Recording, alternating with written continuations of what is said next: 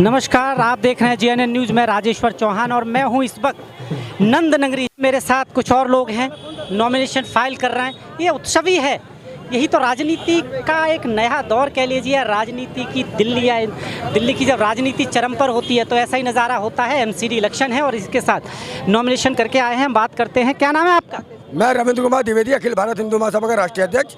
आज ward number 241 से हिंदू महासभा की प्रत्याशी हमारी ये क्या नाम है, शशि देवी जी ने नामांकन भरा है और हम जो है विकास, खुशहाली और सुरक्षा के मुद्दे पर चुनाव लड़ने जा रहे हैं।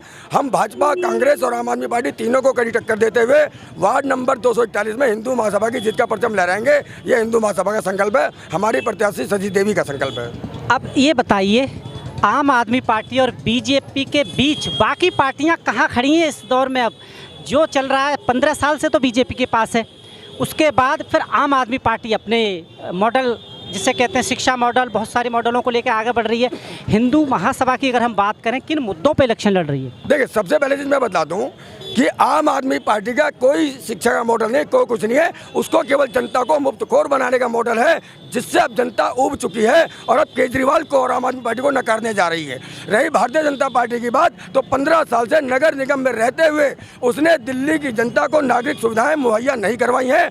हम हम अपने वार्ड की जनता को नागरिक सुविधाएं मुहैया करवाने के संकल्प के साथ, और विकास से पहले जनता को सुरक्षा चाहिए। आप बहुत बढ़िया फ्लाईओवर बना दीजिए, उस पर यदि हत्याएं और आपके जो है रेप होने लगे, उस विकास को नहीं चाहिए। हमें पहले सुरक्षा चाहिए। क्या नाम है आपका? शशि देवी। आप खड़ी हुई हैं चुनाव में, कैसे देखती हैं? जीत का कितना भरोसा है आपको? सर, जीत का तो पूरा भरोसा है। क्या काम करेंगे आप जीत गई तो? समाज के लिए सारा काम करेंगे जो एमसीडी में आता है। राजनीति में ये कहा जाता है कि थोड़ी मुश्किल कठिन होती है, कांटों भरी। कैसे चलेंगे इस पर? उसके लिए भी चलने के लिए तैयार है। जब समाज तैयार है तो हम भी चलने के लिए तैयार है समाज के संग। ऐसा कोई काम जो आपकी नज़र में आता हो कि अगर आप जीत गई तो मैं ये काम सबसे पहले करूँगी? सबसे पहले सिर्फ बिहार के अंदर तो सारी इतनी गंदगी हो रही है, रोडें टूटी पड़ी है, सारा उसका काम करवाना है। पर एक चीज़ और बताइए, आजकल तो चुनाव का जो मामला है वो पैसे वालों का हो गया है, क्योंकि जिसके पास पैसा है वो चुनाव में जो लगाता है वो जीत जाएगा। और मैं वही पूछ रहा हूँ, और आपके पास इतने पैसे नहीं है तो फिर जीत कहाँ? हम लोग गरीबी से जीत के दिखाएंगे, हम पे कोई पैसा नहीं है। ये हिंदुस्तान के डेमोक्रेसी की एक अपनी परिभाषा है और यही ताकत है।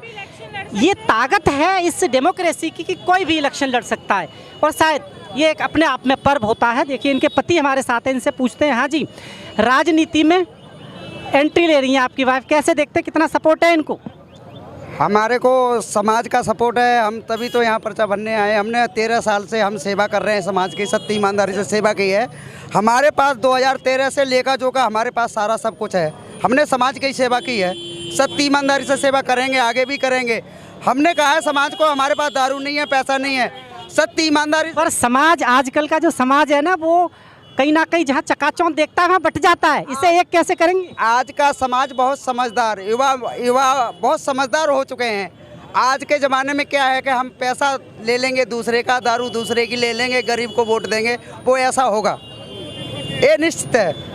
ये गरीब आदमी को जिता के समाज लाएगा। देखिए, इनके चेहरे की खुशी से आप ये खुश हुई है कि जीत हार एक अलग बात है, पर खुशी इस बात की है कि इलेक्शन में है और ये संविधान ने इनको ये हक दिया है कि इलेक्शन लड़ सकते हैं, और इनकी वाइफ हैं वो इलेक्शन लड़ रही हैं। जीत तो जनता ही तय करेगी, ना मैं कुछ कर सकता ना ये। जनता सर्वप्रिय है और जनता जिसके सम्मुख चल पड़े वो महारथी, और इसी बात के देखते हैं। अच्छा, एक चीज़ बताइए, ये जो सरकार चल रही है आम आदमी पार्टी की, ये कह रही है बहुत काम किया है, विकास किया, अच्छे स्कूल किए, शिक्षा, आप कैसे देखते हैं, क्या वाकई काम किया है सरकार ने? किसी चीज़ में, शिक्षा में न किसी में कोई सुधार नहीं है। गरीब आदमी को वो तोला नहीं जाता है। आज हमारा गरीब आदमी है, कहीं कूड़े में पड़ा है, कोई कहीं पैसे वाले कहीं पड़े हैं। अच्छी शिक्षा उनको मिल रही है, गरीबों को नहीं मिल रही है, क्योंकि उनको बेचारों को नहीं मिल पाती है। नहीं मिल पाती। एक चीज़ आप मुझे बताइए, पार्टियों में लोग बहुत मेहनत करते हैं शुरू से, और इस उम्मीद के साथ कि एक दिन आएगा पार्टियां बड़ी बड़ी उन पे विश्वास दिखाएंगी, पर कहीं ना कहीं अब पूंजीपतियों के हाथ में आ गई हैं। जिसके पास पैसा ज़्यादा है वो टिकट लेके कहीं ना कहीं साइड हो जाता है, और जो कार्यकर्ता हैं वो कहीं ना कहीं ठगा हुआ महसूस करता है। इसे कैसे देखते हैं आज की राजनीति के परिवेश में? हमारे पास पैसा नहीं है, लेकिन हमारे पास दिल है, मेहनत है। हम लोग युवक सारे सारे इतने ज़्यादा मजबूत हैं, हमारे अंदर एकता है। हम आज से काम नहीं कर रहे, 15 साल से काम कर रहे हैं हम पार्टी के साथ, और हम ये प्रूफ करके दिखाएंगे जनता को कि हम कुछ कर सकते हैं। इसी उम्मीद से यहाँ पे खड़े हुए हैं हम। देखिए, इस राजनीति का दौर उस दिन बदलेगा जब ऐसे कैंडिडेट जीत कर आए।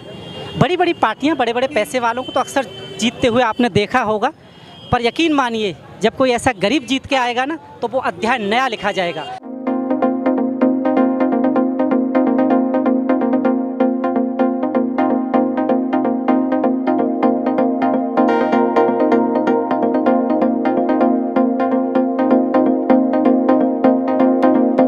जैसा कि आप देख रहे हैं, चहल पहल है, पूरी राजनीति पूरी गर्म है, नॉमिनेशन करके आ रहे हैं लोग, और आम आदमी पार्टी का अलग ही हिसाब किताब है। आप देख रहे हैं काफ़ी खुश हैं, जीत का उत्साह है, माना ये जा रहा है कि हम जीते हुए हैं पहले से। इसी के साथ हमारे साथ लोग हैं, हम बात करते हैं कौन से वार्ड से हैं, क्या नाम है?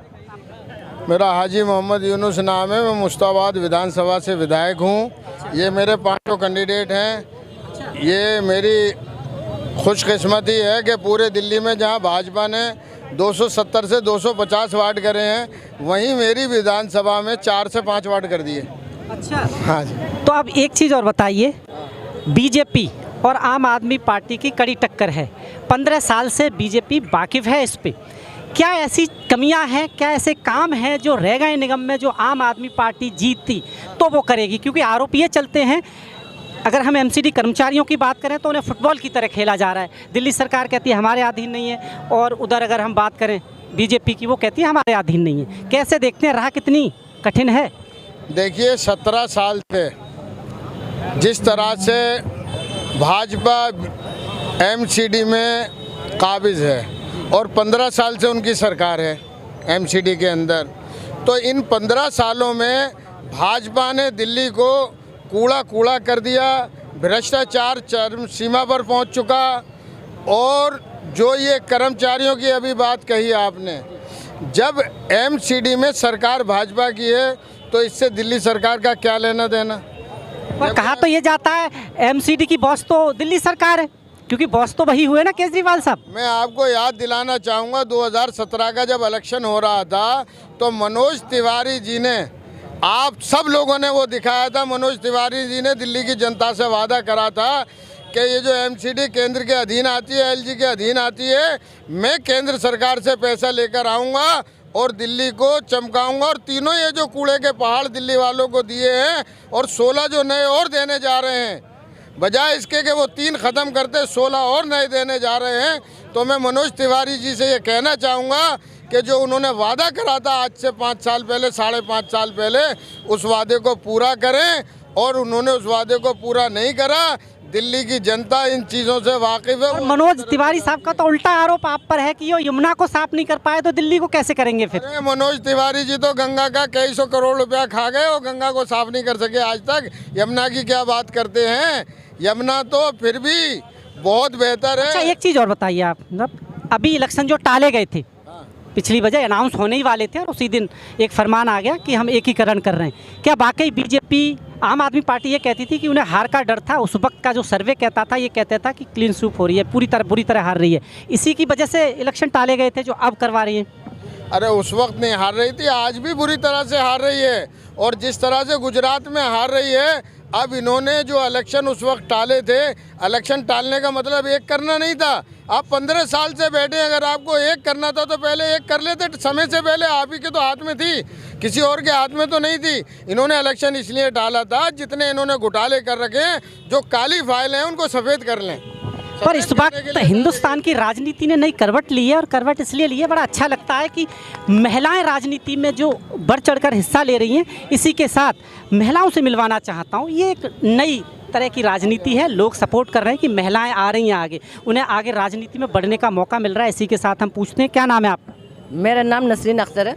आप कौन से वार्ड से लड़ रही हैं इलेक्शन? 243 से मुस्तफा। अच्छा, क्या काम है ऐसे जो अगर आप जीतती हैं जो करेंगी, सबसे पहली प्रायोरिटी क्या है? सबसे पहली प्रायोरिटी यह है कि मुस्तफ़ाबाद पूरी दिल्ली के अंदर सबसे गंदा, सबसे बेकार इलाका कर दिया है। उसके अंदर इतनी गंदगी है कि आप सोच भी नहीं पाएंगे। अगर जिस गली में को भी आप निकलेंगे ना, तो कूड़े के ढेर इतने मिलेंगे कि गलियों में से अगर नालियों में से निकाल दिया जाता है ना, तो वो निकलने के बाद कभी उठता ही नहीं। एक हफ्ता तक 10-10 दिन 15 दिन फ़ोन भी करते हैं तो भी कोई उठाने के लिए नहीं आता। तो मुस्तफ़ाबाद की जनता तो खूब बखूबी जानती है कि वहाँ कितनी गंदी है, और वो जानती भी है कि अगर हमारी सरकार MCD में आती है तो इंशाल्लाह हम यकीन दिलाते हैं उस गंदगी को 100% उसको हटा कर रहेंगे, उस गंदगी को दूर कर महिलाओं के लिए कितनी डगर है अभी भी राजनीति? जी, महिलाओं के लिए कितनी कठिन डगर है राजनीति के, कैसे देखती हैं? अगर इदारे मजबूत होते हैं तो रास्ते खुद ब खुद आसान होते चले जाते हैं। किसने कह दिया कठिन है? बिल्कुल कठिन नहीं है। मैं सोचती हूँ, मैं भी तो ये हिंदुस्तान के संविधान की ताकत है।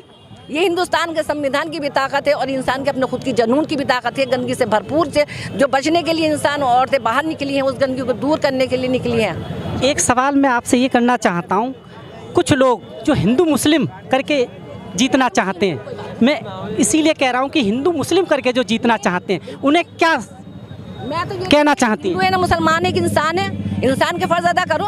कौन हिंदू कौन मुसलमान? ऊपर वाले ने एक इंसान बनाया है तो इंसान ही बन के काम करो।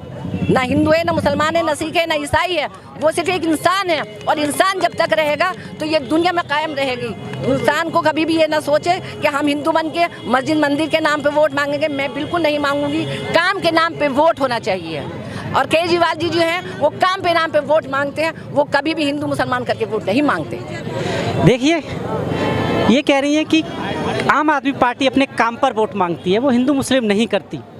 पर महिलाओं का आगे बढ़कर आना राजनीति में एक अध्याय लिख रहा है। देखते हैं 4 दिसंबर के बाद इन सब की किस्मत पिटारे में बंद हो जाएगी। उसके बाद जनता क्या इनके लिए तोहफा देती है, वो उसी वक्त पता लगेगा। आप मेरे साथ ऐसे ही जुड़े रहें। आप देख रहे हैं JNN न्यूज़। धन्यवाद।